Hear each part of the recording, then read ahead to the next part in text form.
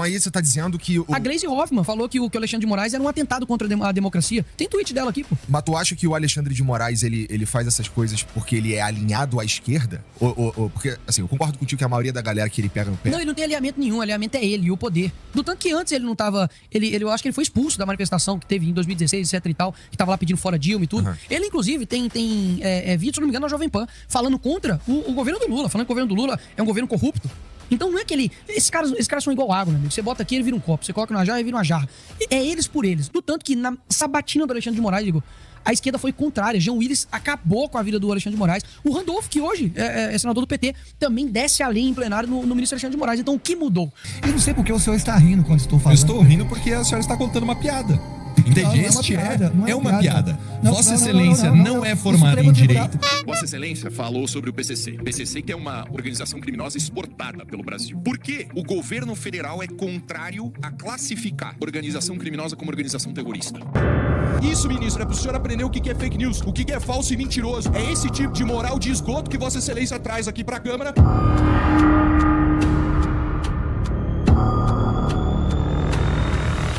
Tentando fazer com que o Xandão sofra impeachment. Na verdade, ontem eu divulguei que eu vou protocolar um pedido de impeachment do Alexandre de Moraes, baseado nos fatos novos de agora, né? Pra quem não sabe, né, ele foi sancionado pela lei Magnitsky, ou sei lá como é que fala essa parada. Eu acho que é Magnitsky. Eu acho que é Magnitsky, né? E muita gente, enfim, uma galera, por um lado, uma galera defende que, foi sancionado, muita gente já foi sancionada também nos outros países, acabou, digamos assim, que não deu em nada, e as ditaduras continuam nos países que foram sancionados. Por um outro lado, você tem uma situação diferenciada aqui no Brasil que eu acredito que nós ainda não estamos, digamos, em uma ditadura plena. Há respiros ainda de democracia, no sentido que eu posso falar aqui, posso fazer uma manifestação, posso falar nas redes sociais até o limite que eles querem, porque o Alexandre de Moraes já derrubou minha conta. Tá. E eu não sei por quê. Ah, tá. Quando tu fala ditadura, tu tá falando a ditadura do STF. Do judiciário, cara. E especificamente na figura do Alexandre de Moraes. Até mesmo porque, foi como eu te disse, por que a minha rede social caiu pós-eleições? Por quê? Eu não sei. Isso é uma parada... Só que, assim, não é que eu não sei, tipo assim, o Nicolas não quer falar. Eu realmente não sei. Eu mandei meu advogado. No lance da fake news lá. Cara, eu não sei. Tipo, eu mandei meu advogado. É baseado no que eles chamam lá de inquérito das fake news, qualquer coisa que começa lá em... Não, eu não entrei no inquérito das fake news, eu não faço parte do inquérito das fake news. Como eu te disse, eu não sei.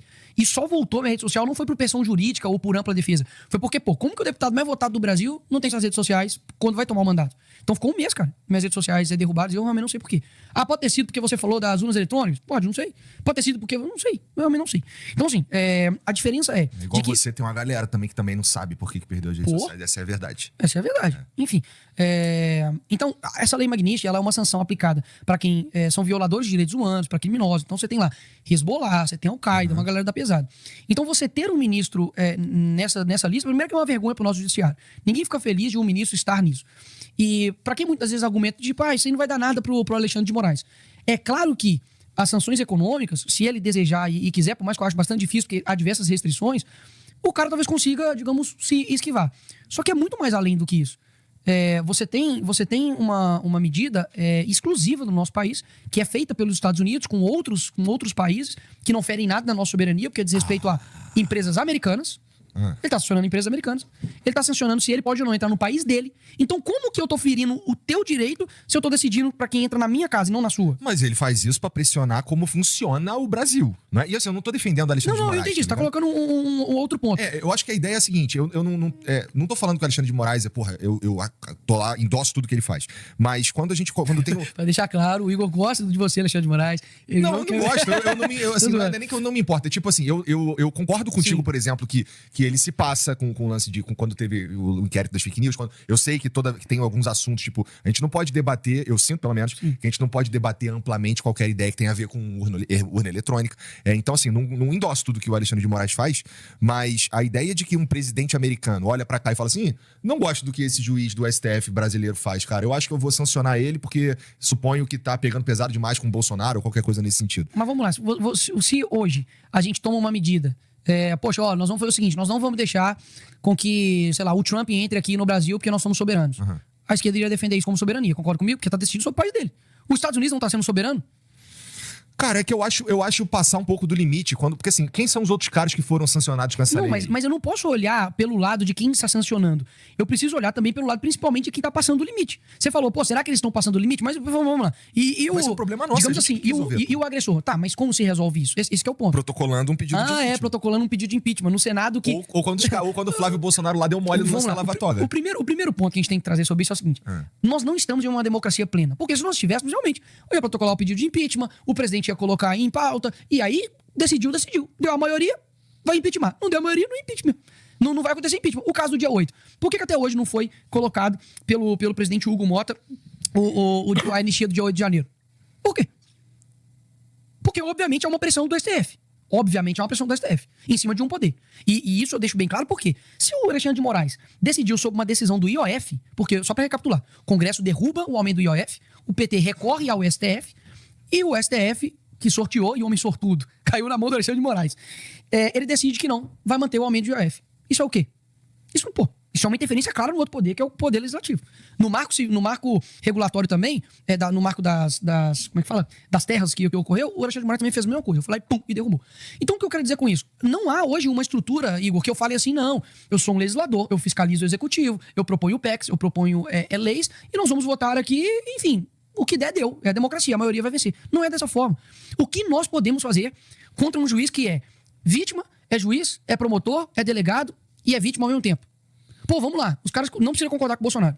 Ninguém que tá assistindo. Você não precisa gostar dele, precisa ter votado dele, pode até ser lulista, não importa. Agora, vamos lá. Da turma que tá julgando ele, cara, a Carmen Lúcia foi indicada pelo PT, o Fux também, o outro é o Zanin, que é ex-advogado do Lula, o outro é o Flávio Dino, que é amigo do Lula, foi ministro do Lula, e o outro é o Alexandre de Moraes. Então, assim, você acha que vai ter algum tipo de imparcialidade nesse julgamento? Por que não foi colocado em plenário para todos serem julgados? Por que foi só pra turma? Por que o Alexandre de Moraes já deu quase 10 mil decisões monocráticas? Ou seja, só ele decide. E ele tá em dobro do segundo colocado, que, se eu não me engano, eu acho que é o Fux. Então, são vários pontos, Igor, que eu olho e falo assim, tá, então quer dizer que um cara vai decidir aqui sobre vida de pessoas que, não sei se você viu, semana passada, ele revogou a prisão domiciliar de uma senhora de 71 anos, que tinha ido pra academia, pro Pilates. Então, esta pessoa, pro democrata, é mais ameaçador do que combater o crime organizado. Do que colocar pessoas na cadeia por corrupção. Por que o Sérgio Cabral não tá na cadeia? Por que a Lava Jato tá na cadeia? Ou a Lava Jato foi foi um erro. Foi mal, galera. Vocês devolveram 25 bilhões pros cofres públicos, mas ninguém cometeu corrupção aqui, não. O Daniel Silveira tá preso tem 5 anos, cara. E pelo quê? Você sabe? Pelo quê? Ninguém sabe. E eu sei, por opinião. Fez um vídeo falando, não sei o quê, eu posso não concordar com o que ele falou. Mas um deputado federal ser preso por uma opinião, ele só pode ser preso em crime flagrante de delito. E aí o que o Alexandre de Moraes fez? Não. Eu entendo que um vídeo que esteja na internet, ele é um crime flagrante de delito, tipo, eterno, entendeu? Então qualquer coisa que você falar vai ficar eternamente, então você pode ser culpado por aquilo, é um crime flagrante de delito. Então não são nenhuma, são diversas violações. Mais uma vez, não precisa gostar do Bolsonaro, mas falar que o cara não pode conversar com o seu filho, isso é tratamento de quê? Cara, traficante pode falar com o teu filho, pô. Sei lá, eu não vou nem citar nome de traficantes aqui não, mas, enfim, é criminoso, cara. Líder de crime organizado pode conversar com o filho dele. Ele não poder dar entrevista, que ditadura confusa é essa? Ninguém sabe o que o Bolsonaro pode ou não fazer. Ele não pode dar entrevista. Mas se ele aparecer e alguém postar, essa pessoa é responsabilizada? Ou ele vai ser responsabilizado porque uma pessoa postou? Meu irmão, é uma ditadura muito confusa o que tá rolando. Só que as pessoas muitas das vezes não admitem isso, ou por medo, ou porque estão gostando disso, porque afinal de contas, sabe quem em 2017 falou que o Alexandre de Moraes era um genocida da população jovem negra? Quem? Bom, então aí você tá dizendo que... A Gleisi Hoffmann falou que o Alexandre de Moraes era um atentado contra a democracia. Tem tweet dela aqui, pô. Mas tu acha que o Alexandre de Moraes, ele faz essas coisas porque ele é alinhado à esquerda? Ou porque, assim, eu concordo contigo que a maioria da galera que ele pega no pé... Não, ele não tem alinhamento nenhum. O alinhamento é ele e o poder. Do tanto que antes ele não tava... Eu acho que ele foi expulso da manifestação que teve em 2016, etc e tal, que tava lá pedindo fora Dilma e tudo. Uhum. Ele, inclusive, tem vídeo, se não me engano, na Jovem Pan, falando contra o governo do Lula, falando que o governo do Lula é um governo corrupto. Então não é que ele... Esses caras são igual água, meu amigo. Você bota aqui, ele vira um copo. Você coloca na jarra, ele vira uma jarra. É eles por eles. Do tanto que na sabatina do Alexandre de Moraes, digo, a esquerda foi contrária. Jean Willis acabou com a vida do Alexandre de Moraes. O Randolph, que hoje é senador do PT, também desce a lei em plenário no ministro Alexandre de Moraes. Então o que mudou? Mudou que houve, obviamente, uma tensão quando Alexandre de Moraes chega e fala: Bolsonaro, você não pode indicar Alexandre Ramagem para diretor-geral da PF.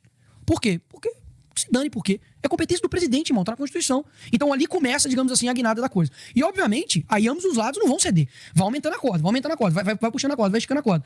Só que hoje, especificamente, a esquerda, ela está ao lado do Alexandre de Moraes por conveniência política. conveniência política, até mesmo que... Quem indicou Alexandre de Moraes? Temer. O que eles falam que o Temer é? Um golpista. Então quer dizer que o Alexandre de Moraes é uma cria do golpe? Pô. Ele também não tá muito preocupado com a lei Magnitsky. O cara ele tava no jogo do Corinthians. Tá zero preocupado. Tá mandando o nego mandou o dedo no meio lá. Tá tranquilo, pô. Tá equilibrado. Vamos lá. Isso aqui é um ponto importante. Ontem foi muito mais do que as pessoas viram, cara. Você já viu algum político mandar dedo do meio pra alguém? Que eu me lembre, não. Porque o político, ele tá sob uma democracia que ele pode ser retirado pelo voto. Aquilo dali foi a externalização do que ele se sente. Meu irmão, eu tô aqui no jogo do Corinthians, no clássico, que só tem torcida do Corinthians. Eu sou corintiano e eu tô mandando alguém tomar no... Eu sou a lei, amigo. Ele não pensa nem na possibilidade de perder a popularidade. Ou de tipo, isso aqui vai ficar ruim pra mim. Não importa. Ele decide tudo. Alguém deve ter falado lá, não, juiz ladrão. Ele achou que era pra ele. Piadinha, humor. Mas, para pensar. Se alguém chega, um cidadão comum e faz o mesmo, que pro seu Alexandre de Moraes, ó, o que você acha que ia acontecer? Por isso que ele tem a tranquilidade de mandar qualquer pessoa ir tomar. Porque ele é a lei. Inclusive, se eu não me engano, pra poder mais uma vez aqui confirmar, alguém xingou o Dino e cara, e foi perseguido por isso, cara. Pô, foi mal. Eu juro que não foi sádico. Eu juro que não foi sádico. Mas é porque houve uma outra pessoa, além do Monark, que chamou o Flávio Dino de Gordola. Esse aqui foi foda. Eu juro que não foi pensado. Eu juro por Deus, pelas minhas filhas. Pô, essa aqui é bizarro, né? Vamos lá. Um dia eu falei isso. Tira o Monark da equação. Cara, eu chamei eu falei, pô, ele tem que decidir. Se o Monark chama o Flávio Dino de Gordola, ele é culpado por isso e condenado. Se eu falo que ele é magro, vai ser fake news. Então, aí tá fudido, só não falar dele. Tá, então na democracia eu não posso falar do juiz. Tu pode falar. Eu posso falar, mas vai ser condenado, né? Igual o Monark aqui pode falar alguma coisa, mas vai tomar perseguição. Pô, não dá, irmão. Ou a gente fala, você pode falar o que você quiser, e é o seguinte, nego talvez pode chegar pra mim e falar assim, mas você já processou pessoas que te caluniaram, falaram contra você, é claro. Eu vou igualar o jogo. Se eu falar alguma coisa, você vai lá e me processa e pede 5 milhões meu, eu vou fazer o quê? Eu também vou te processar também. Você tá falando que eu tô usando 750 mil pra poder fazer isso com dinheiro público? Eu vou te processar. Você tá falando que você foi responsável por acabar com o DPVAT e desviou não sei o quê? Eu vou...